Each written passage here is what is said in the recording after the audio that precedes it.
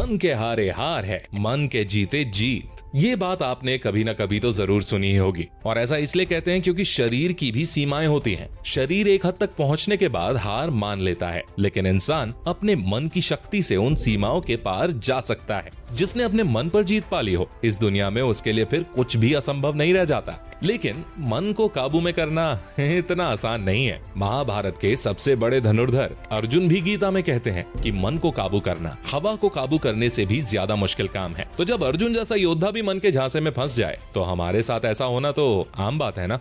लेकिन अगर आपको जीवन में कोई भी बड़ा मुकाम हासिल करना है, तो आपका मन आपके काबू में होना ही चाहिए। क्योंकि अगर आपका माइंड आपके कंट्रोल में होगा, तो आपके अंदर डिसिप्लिन और पेशेंस जैसी क्वालिटीज खुद ब खुद आ जाएंगी। और इसीलिए आज के इस वीडियो में मैं आपको 4 ऐसे तरीके बताने वाला हूं, जिनकी मदद से कोई भी अपने मन को कंट्रोल में रख सकता है। तो वीडियो को अंत तक पूरा देखना, क्योंकि आज फिर जबरदस्त वैल्यू ऐड करेंगे आपकी लाइफ में। So let's begin. Number 4, detachment from temporary pleasures. हमारा मन ना बहुत चंचल होता है, और ये हमेशा खुशी और मजे की तलाश में रहता है। मन हमेशा चाहता है कि वो अच्छा महसूस करे, और यही चीज सभी समस्याओं का कारण भी बनती है। क्योंकि हमारे मन को इस चीज से कोई मतलब नहीं होता कि जिस चीज से वो मजा ले रहा है वो उसके लिए अच्छा है भी या नहीं।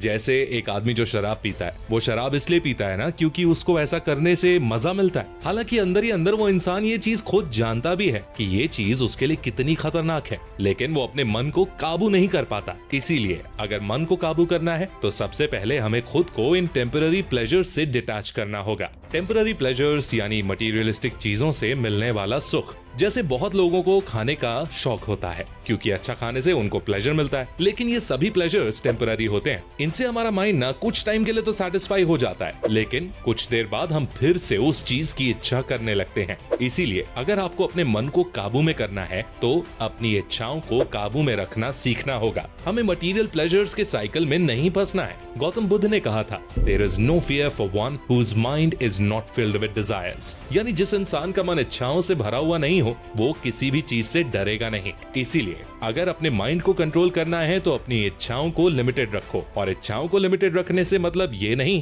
कि जिंदगी में किसी चीज की इच्छा ही मत करो। सिर्फ कुछ बड़ा करने की, जिंदगी में सफल होने की इच्छा करो। टेम्पररी प्लेजर्स की इच्छा छोड़ दो, क्योंकि जितना आप उनमें फंसोगे, वो उतना ही आपको और फंसाएंगे। Number 3, master your 5 senses. आपके 5 सेंसेस आपके माइंड का गेटवे हैं। आप इन सेंसेस से जो भी कंज्यूम करते हो, उसका आपके माइंड पर गहरा प्रभाव पड़ता है। गीता में भी कहा गया है कि अगर आपको अपने माइंड को मास्टर करना है, तो पहले अपने 5 सेंसेस को मास्टर करना होगा। जिस तरह का फूड आप अपनी बॉडी में डालते हो, वही डिसाइड करता है कि आपकी बॉडी कैसी होगी। ठीक उसी तरह जिस तरह का कंटेंट आप अपने माइंड में डालते हो, इन 5 सेंसेस के जरिए, उससे ही डिसाइड होता है कि आपका माइंड कैसा होगा। आजकल के लोग अपने सेंसेस को गलत चीजों में इंडल्ज कर लेते हैं, जैसे जंक फूड, सोशल मीडिया पर गलत कंटेंट देखना, गलत तरह के गाने सुनना, एटसेट्रा। आप इन चीजों में जितना ज्यादा इंडल्ज होगे ना, उतना ही इनमें फंसते जाओगे, और आपका माइंड उतना ही वीक होता जाएगा। इसीलिए आप अपने 5 सेंसेस के जरिए क्या इंफॉर्मेशन अपने माइंड में डाल रहे हो,